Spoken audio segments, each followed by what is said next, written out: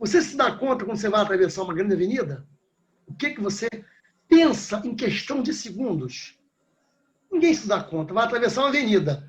O teu cérebro, inconscientemente, em questão de segundo, calcula a distância da avenida, calcula o tempo que você vai levar para atravessar a avenida, calcula a distância que o carro está de você, calcula a velocidade do carro. Então, veja quantos cálculos de forma inconsciente que o teu cérebro faz quando você vai atravessar uma avenida.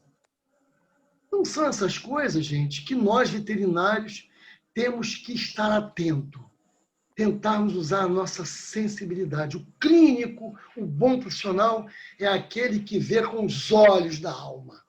Os olhos da alma. E é isso que hoje eu não encontro mais. A gente não encontra mais.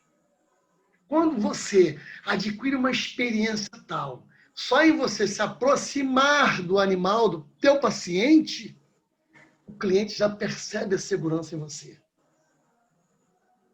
Eu, por exemplo, eu raramente, quando entra um cliente no meu consultório, põe na mesa. De jeito nenhum. Senhora, abre seu coração, por gentileza, para mim, o coração do seu cachorrinho. Fala para mim o que está acontecendo, por que foi que a senhora veio aqui. Aí ela começa a falar, e você tem que parar e ouvir. Doutor Pedro. Oi, querida. Perdão. Fernando está pedindo para o senhor chamá-lo novamente, porque ele saiu para ajeitar o áudio dele, o microfone. Admiti, perdão. Tem outra aqui, ó. Isso, tem outra aqui, ó. Aí, o que foi que acontece? Então, você, quando vai atender um cliente, a primeira coisa que você tem que aprender é ouvir o cliente. Você tem que ouvi-lo. Porque se você não ouvi-lo...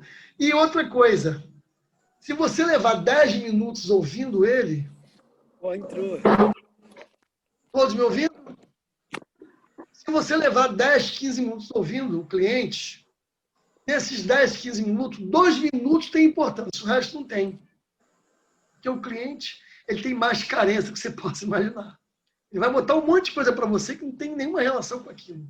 Mas você tem que ouvi-lo, porque ao ouvi-lo, você já conquista essa pessoa. E outra coisa, toda consulta de um médico veterinário, ela deve ser cardiológica e espiritual. O que significa isso? Você tem que conquistar o coração do cliente e a alma dele. Se você conquista o coração do cliente e a alma dele, pronto. Às vezes você pode ser um bosta como profissional, mas você conquistou as duas coisas mais importantes para esse cliente, que é o coração dele e a sua alma. Então é importante que vocês atentem para isso. Vocês vão ter tempo para isso. Vocês terão tempo. E um outro aspecto, antes de botar o animal na mesa, dá um passeiozinho com o animal pelo consultório, ver o animal andando, ver se ele está comportando, entendeu? Ver como é que é, pergunta, entendeu? O exame clínico é a última coisa. Ele precede de uma pré-anamnésia psicológica, de você ver como é que o animal se comporta. Então, eu passo por experiências, já passei por experiências que vocês não têm a mínima noção. É uma coisa assim, entendeu? Recentemente, eu contei na internet, no meu canal, tem um que eu narro, caso clínico, eu falo de um cão que eu só em olhar o cão, para lá e para cá, o cão estava na minha recepção, na minha clínica, e tinha uma ferida aqui do lado do dorso lateral. E eu passava toda hora a recepção cheia e via o animal sentir um calafrio e lambia e mordia aquela ferida. Muito bem. Está narrado esse caso clínico no meu canal. Vocês devem acessar o meu canal e aproveitar, compartilhar as boas coisas no Facebook. Enfim, dá para compartilhar os vídeos com os colegas. Por quê? Porque são experiências que eu passei na minha vida que no meu canal está contando. E eu só em olhar aquele animal sentado ali na minha frente, na recepção, eu deduzi que ele poderia ter um cálculo incomodando ele no ureter. E quando eu atendi, eu radiografiei e estava lá o cálculo. Então você tem que usar a alma para diagnosticar. Entendeu? Mão, Mão, somente mão não resolve. Antigamente não existia. Eu fui de uma época, viu, gente? Eu quero que vocês todos saibam disso. Eu comecei a trabalhar em veterinária, a seringa era fervida, a agulha não era descartável, era aquela agulha metálica horrorosa que seus avós usavam para aplicar a injeção das crianças. A gente, de vez em quando, tinha que pegar a agulha, molar numa pedrinha fininha, entendeu? Tinha que ser fervida a seringa de vidro. Raramente se botava soro na veia de cachorro, era tudo subcutâneo, porque era difícil pegar a veia com uma agulha rombuda. Quando chegou a agulha descartável, seringa descartável, aí foi uma maravilha. Só o seguinte, não era acessível para veterinário. Uma seringa custava uma fortuna. A agulha que a gente começou a usar descartável, mas a seringa era impossível. E se botasse para esterilizar, ela derretia. Então você nota que eu peguei uma veterinária primitiva. E outra coisa, o clínico era clínico. Ele examinava, ele botava a mão, ele sentia, ele palpava, ele olhava, ele sentia o cheiro. Eu trabalhei com um clínico que era uma sumidade. Ele sentia o cheiro do animal. Ele dizia, olha, um cheiro cetônico. Caramba, pela idade dele, esse animal pode ter problema renal. Hoje, é ultra para tudo, e raio-x para tudo, ainda consegue errar diagnóstico. Olha, você não tem noção a quantidade de erros que se cometem em tudo quanto é lugar. No meu hospital, em tudo quanto é lugar, mas se comete muito erro. Por quê? Porque está tudo muito vulgarizado. Aquele profissional que deveria saber clínica com profundidade, a faculdade ensinar a examinar o paciente, não existe mais. Ah, olha assim, ó, manda para a ultra, mas a ultra vai errar. Doutor Pedro, inclusive entrando naquele tópico que a gente falou, fazer a anamnese certa e ter a conclusão de que quando intervir com a cirurgia e quando não, né? Quando não é necessário. Eu vejo muito isso que é o centro do nosso tema, né? Técnica cirúrgica. Isso. E eu vejo uma dificuldade nesse sentido. De quando intervir com cirurgia e quando não. Ô, Neia, foi muito bom você ter feito essa abordagem. Olha, eu estou adorando aqui o nosso bate-papo. Espero que vocês tenham gostado, estejam gostando. O nosso tempo está quase se esgotando, vamos estender um pouquinho mais com você. Veja só, eu, por exemplo, eu sou ortopedista, tá? E eu lido muito com isso. Mas, doutor, não tem que operar? Não tem que operar. Às vezes tem até cliente que insiste. Fala, olha, meu amigo, devo falar para você que eu ganho, isso é uma frase que eu cunhei que carrega para o resto da vida. Eu ganho muito dinheiro as cirurgias que eu faço. Mas eu ganho muito conceito com isso que eu deixo de fazer. Para que eu vou operar seu animal se não precisa? Quer dizer, é questão da ética. Mas, às vezes, a ganância pelo dinheiro, de fazer por fazer para ganhar um dinheiro, fala mais forte. Aquela questão da ética, dos valores, que eu falei lá no início. Não adianta você chegar para o cliente e me dei bem. Pô, ganhei tanto desse cliente, vai dar nada. Engano seu. Ninguém se dá bem. Você precisa se dar bem por 30, 40, 50 anos. Percebendo? Então, quando intervir, quando não intervir? Isso é fundamental. Tem que existir ética. Tem que existir ponderação. Muitas das vezes, o cliente, o colega, que está 1 ou 2 semanas sem entender ninguém, aparece um caso, vamos logo abrir. Não é assim, calma, gente. Porque está com corrimento vaginal. Corrimento vaginal pode ser apenas uma vaginite. Não tem que necessariamente ser uma piometra. Pouca gente sabe que existe vaginite purulenta em cadela. Purulenta, olha que loucura. Ainda que não é piometra, não tem útero, não tem nada, vai castrar o animal, mas a vaginite vai continuar lá. Tá percebendo? Então, é isso que a gente tem que ter cuidado. O baço está aumentado, mas peraí. Aumentado por quê? O animal tem uma ericrose. Doutor Pedro, uma pergunta.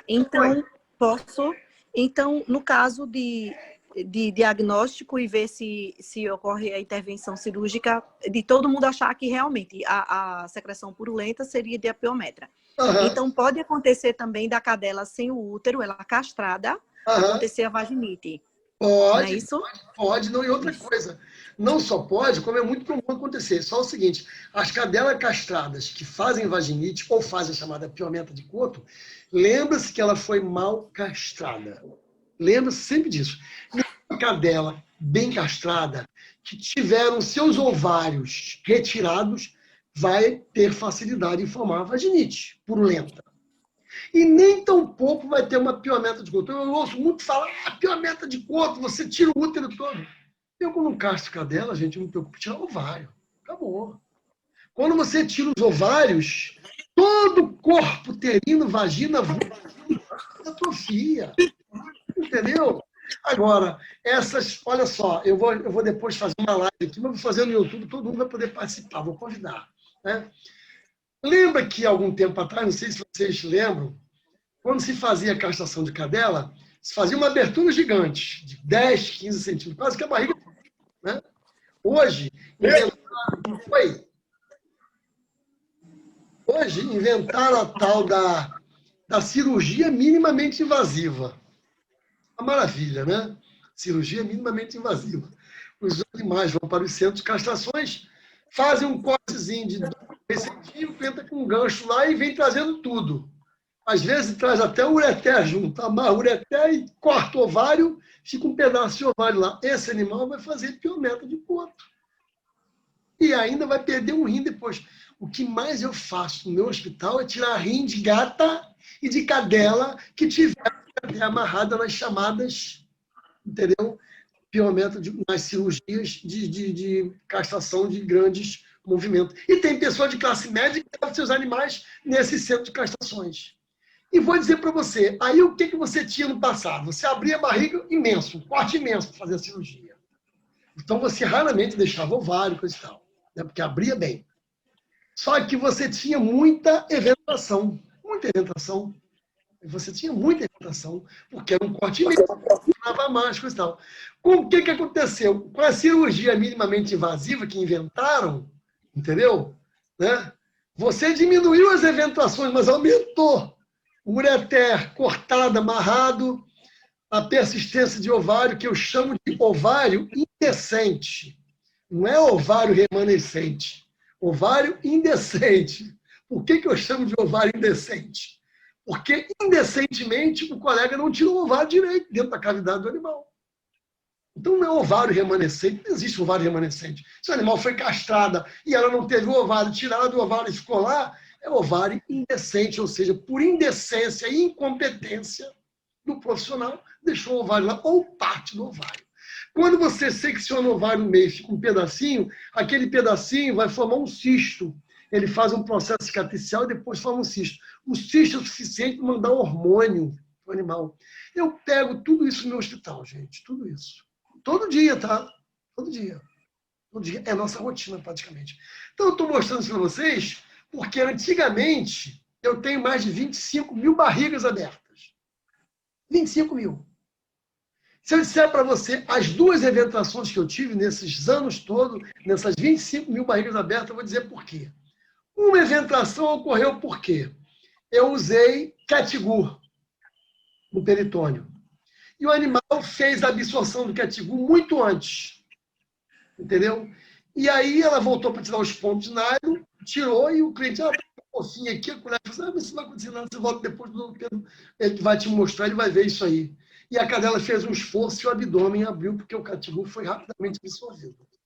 Muito bem. A outra, porque eu fiz uma piometa do animal e receitei, na época foi ampicilina. Só que antigamente, vocês talvez não eram nascidas, existia fubaciclina. Já ouviu falar fubaciclina? Você ia na farmácia, tinha chamadas Gelta. Gelta era aquele medicamento que o farmacêutico vendia por conta própria dele. Não existia receita médica para antibiótico. Ele ia lá, pegava um antibiótico e vendia para o cliente um preço baratinho. Só que o laboratório, ao invés de botar penicilina ali, ou tetracyclina, botava fubá. E esse cliente chegou lá, doutor, a barriga da minha cachorra abriu. Vou trazer aqui. A senhora deu um antibiótico? Eu te dei. A senhora quer me dar um antibiótico? Ela me mostrou um antibiótico. Eu falei, minha senhora, a senhora não comprou o antibiótico que eu te receitei. Nessas 25 mil barrigas que eu tenho abertas, tive 2 eventações. Então, você tinha o que nós chamamos de deiscência de sutura. Eu tenho um artigo, não sei se vocês vão achar também na internet. Indecência de sutura. Uma vergonha em nossa classe. E eu explico... Oi, Fernando. Indecência de sutura, uma vergonha em nossa classe. Eu vou fazer uma pergunta. Hã? Faça, Uma Fernando. pergunta. Quando eu trabalho com grandes muito, quando o veterinário passar o ultrassom, cada imersão com a probe dentro do animal é uma reação que eu tenho. Se eu passar em 1000 animais, eu tenho 1000 reações. Para mim, Diferente. é como se fosse uma loteria. Quando o senhor vai abrir uma cavidade, para o senhor é normal, é uma reação só, ou cada cavidade tem uma reação diferente? De ver o que, é que tem dentro, o que é que vai encontrar. Se você pegar, por exemplo, animais do mesmo porte, da mesma raça, né? Ou seja, aquele animal que ele tem uma isonomia do ponto de vista racial, você não vai encontrar tanta diferença, não. Tá? Mas alguns você pode encontrar. Alguns você pode encontrar uma anatomia um pouco mais diferenciada, mas nada muito gritante, não. Tá? Nada muito gritante. Então, gente, eu falei tudo isso para vocês verem que como a nossa classe está evoluindo. Eu, por exemplo, eu faço muita cirurgia minimamente invasiva. Meu cortezinho no máximo que tem é 3 centímetros, mas eu consigo expor todo o ovário e às vezes até parte do útero. E como eu faço cirurgia castração com bisturi ultrassônico, você deve ter visto lá, entendeu? Boa noite, professor. Foi isso aí. Tá? Eu consigo expor todo o ovário e tiro ele. Mas antes eu já fazia minimamente invasiva. Antes eu já fazia minimamente invasiva. Eu tenho que ter certeza que estou tirando só o ovário, que não está o ureter junto. Mas nas castrações, vocês vão ter oportunidade de ver, porque está se popularizando muito, o cara faz um cortinho desse tamanho assim, o colega, e fica lá, ó, no toque, tentando trazer o útero. Ele traz o útero e não percebe o ureter, ele é muito transparente, ele é fininho, ele vem junto com o útero e o colega não se deu conta. Aí corta os dois. Meses depois está a cadela lá na tua clínica com uma hidronefrose gigantesca. O grau de hidronefrose no meu hospital é de quase que 1 por semana. Porque aqui tem muita favela, tem muita gente humilde, tem muitos castradores de garagem. E é assim. E detalhe, a anestesia é uma anestesia venosa. Ketamina, midazolam, me trabalhando e manda ver. Morreu. Eu castrei uma cadela anteontem, dei alta ontem. A cliente disse, doutor, estou com o coração assim, mas me recomendaram tão bem, você me recomendou tanto, porque a irmã dela foi castrada, que um veterinário me indicou muito, um centro de castração, nessas castrações populares, e ela morreu na mesa. Então, você veja como que a gente tem que estar muito preparado. Não podemos dar asas às nossas incompetências, que são inerentes à nossa ignorância. A nossa incompetência é fruto da nossa ignorância, por não sabermos. É bom vocês incorporarem isso como uma verdade. Só vou fazer quando eu souber. Se eu não souber bem, eu não faço. Mas eu tive uma professora de exognose de equinos em sala de aula. Uma aula dela falou, olha, cirurgia é muito fácil. Você abre e vai fazendo. Eu falei muito no meu silêncio. Que filha da mãe. Não é a filha dela que está na mesa, não é ela, não é o pai dela, não é a mãe dela. Cirurgia é fácil. Você abre e sai fazendo. Esse é o nível, entendeu? Que ainda persiste em algumas universidades públicas. Tem uma geração nova que está fazendo uma diferença, viu, gente? Ô, gente, meu tempo se esgotou. Eu espero que você tenha alguma pergunta para finalizar, alguma coisa. Foi importante. Ô, professor, eita, doutor Pedro, tá escutando? Tô. Dominique aqui. Rapidinho, para a gente finalizar. Sim. Nós vimos que você falou, né, sobre a sua história, falou sobre ética profissional, falou também sobre intervenção cirúrgica. Aí, quando você falou até sobre umas situações de castração, que você comentou sobre o bisturi ultrassônico. Como nós sabemos, eu queria só, para a gente falar um pouco, se tiver tempo ainda, até para que, como a gente está tendo... ai, meu Deus do céu. Me ajudem aí, gente. A aula do professor. Técnicas cirúrgicas. Sim. Aí, como você comentou rapidamente a respeito do bisturi ultrassônico, a respeito dele mesmo, que eu quero fazer uma pergunta. Como a gente sabe, que o bisturi ultrassônico ele tem um valor, né, considerável, porém é um bisturi onde ele traz um conforto animal.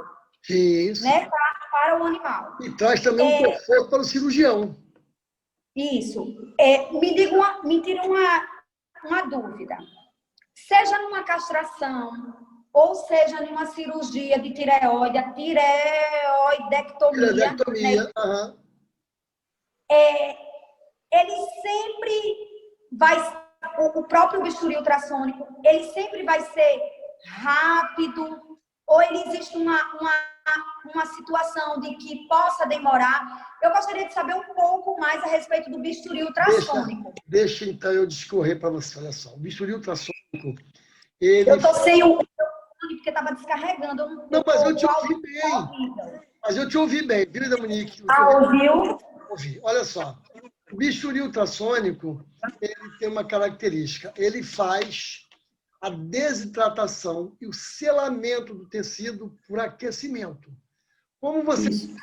55 megahertz de ondas ultrassônicas na ponteira de uma pinça de titânio, tá? Uma pinça de titânio, você tem a emissão de 55 megahertz de ondas ultrassônicas, que são ondas que ultrapassam a barreira do som. Muito bem. Quando ele pega o tecido, tá? O que ele faz? Ele aquece o tecido, desidrata ele e sela. Assim, é esse o princípio. Por exemplo, eu faço um baço todo com bisturi ultrassônico.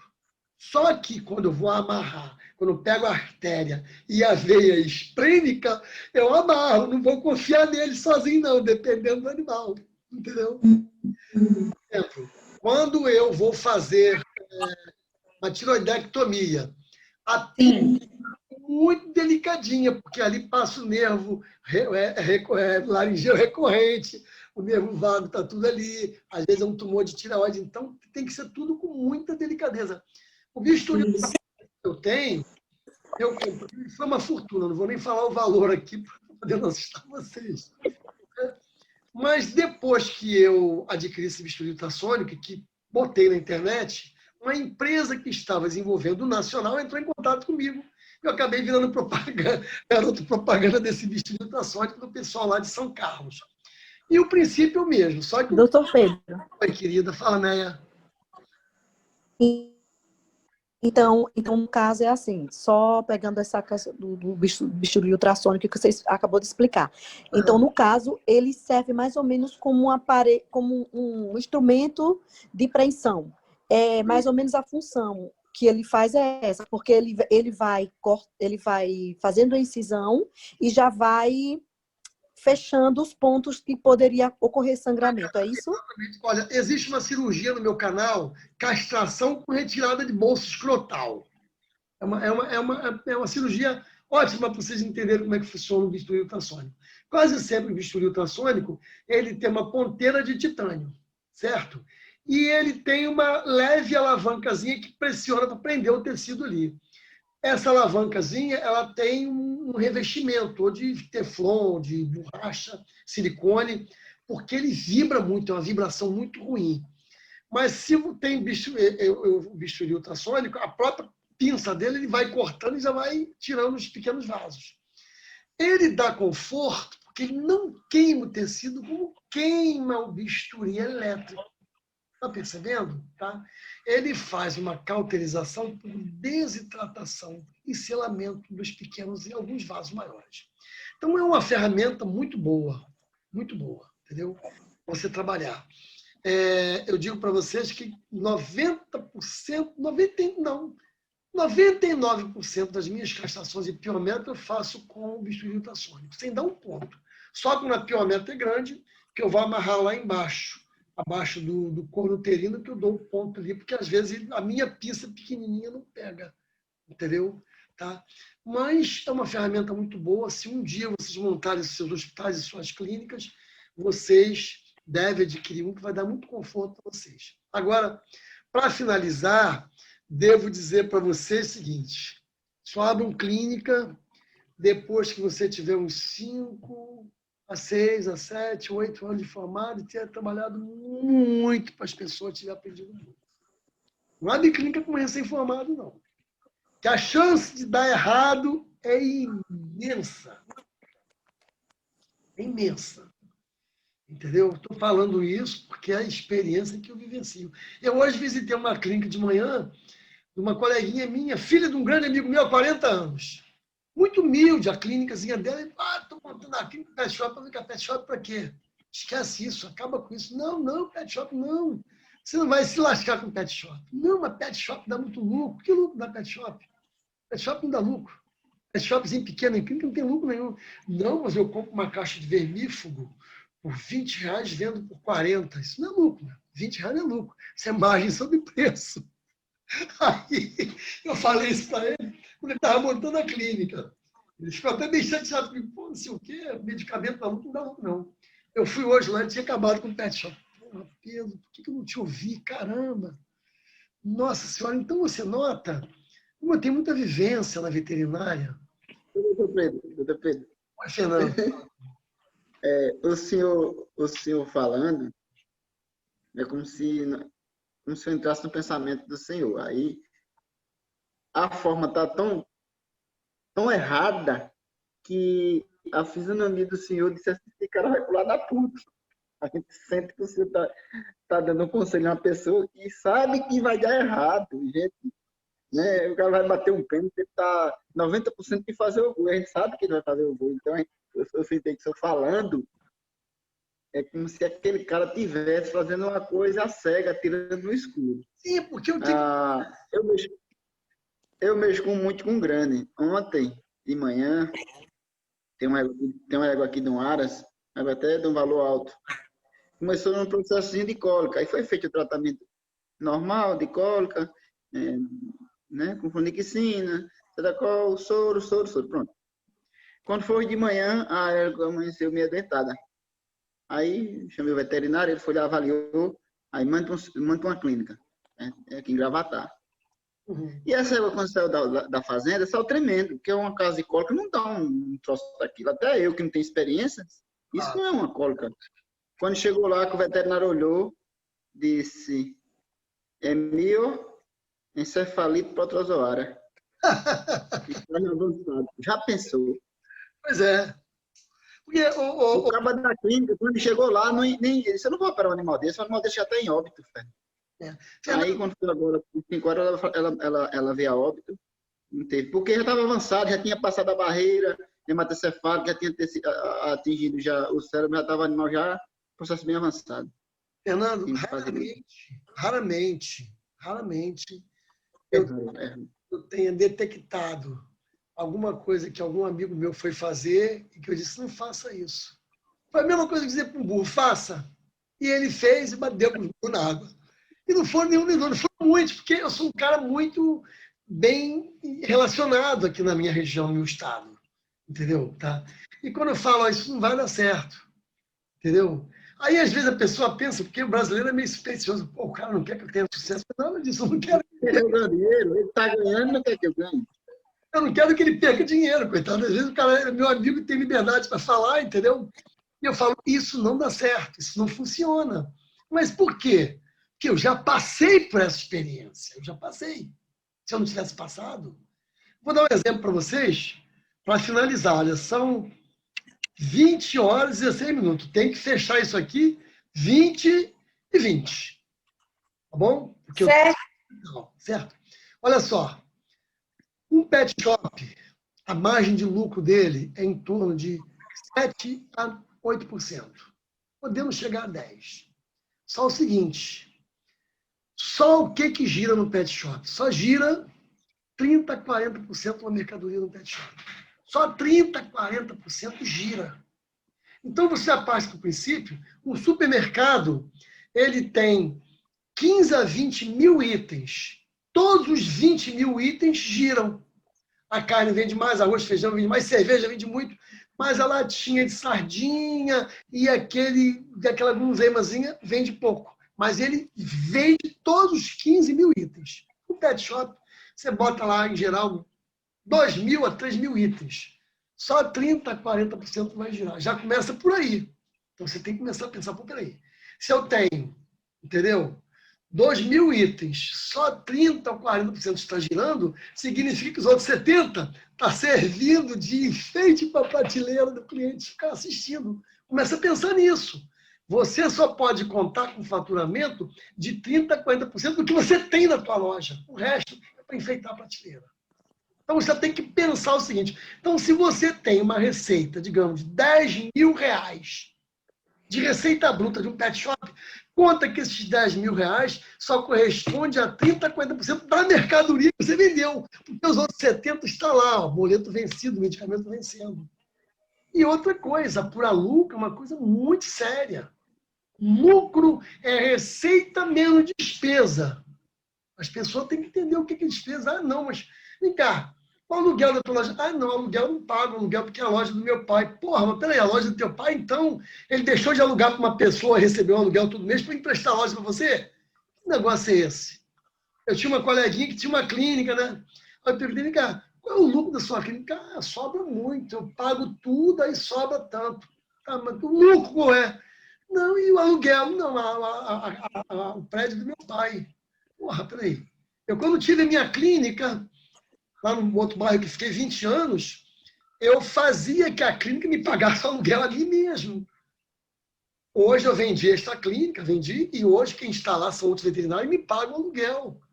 Então esse negócio, o imóvel é próprio, eu não pago o aluguel do meu pai, da minha mãe, tem que pagar aluguel sim, porque se você abrir uma empresa em qualquer lugar, tu vai pagar aluguel, porra. Dono do imóvel próprio. E você, entendeu? Acha que aquilo ali não tem valor econômico? Você investiu ali, tem um dinheiro empatado ali. Então você tem que colocar aluguel como despesa. Senão você não sabe qual é o teu real lucro. Está percebendo? Essas coisas, veterinário não sabe lidar com isso. Mas eu vou ensinar no curso de gestão que eu vou fazer. E vocês vão ser meus alunos. Gente, vou me despedir. Espero que vocês tenham gostado. Entendeu? Se a gente não tivesse começado tão atrasado, a gente podia ter sido melhor explorado isso aí. Eu tenho milhões de coisas. Eu poderia levar horas e horas conversando com vocês, passando toda uma experiência para vocês, entendeu? Para poder vocês seguirem essa carreira e dizer assim, eu vou ser bem-sucedida na minha carreira como profissional. Eu vou ser bem-sucedida. Boa noite, professor. Boa noite, doutor Pedro. Ok, professor. Boa noite. Ok, doutor Pedro, obrigada. Obrigado. Foi um prazer, uma honra. Doutor Pedro, obrigado pela oportunidade, obrigado por tudo, atender a gente, certo? Eu espero De coração. eu espero que vocês tenham gostado, viu? Eu vou, após a despedida aqui, eu vou encerrar a gravação e vou ver como que eu mando essa gravação para vocês. Certo. Eu quero agradecer, tá, Se doutor vocês Pedro? quiserem, eu posso disponibilizar no YouTube também. Vai ficar longa para burro, mas eu posso disponibilizar no canal. Pode ser. Aí é uma coisa que vai se tornar público, né? O que vocês acham? Para mim, sem problema nenhum. Pode ser, doutor, pode sim. Pode ser? Tá. Então eu vou ver como é que eu disponibilizo para vocês. Ficam tranquilos, tá bom, gente? Muito obrigado, uma boa noite. Eu já estou prontinho, vou para o meu hospital. Ok, muito obrigada, boa noite. Boa noite, doutor Pedro. Muito Vou obrigada. continuar contribuindo com vocês. Boa noite. Um grande abraço. Boa noite. Obrigado.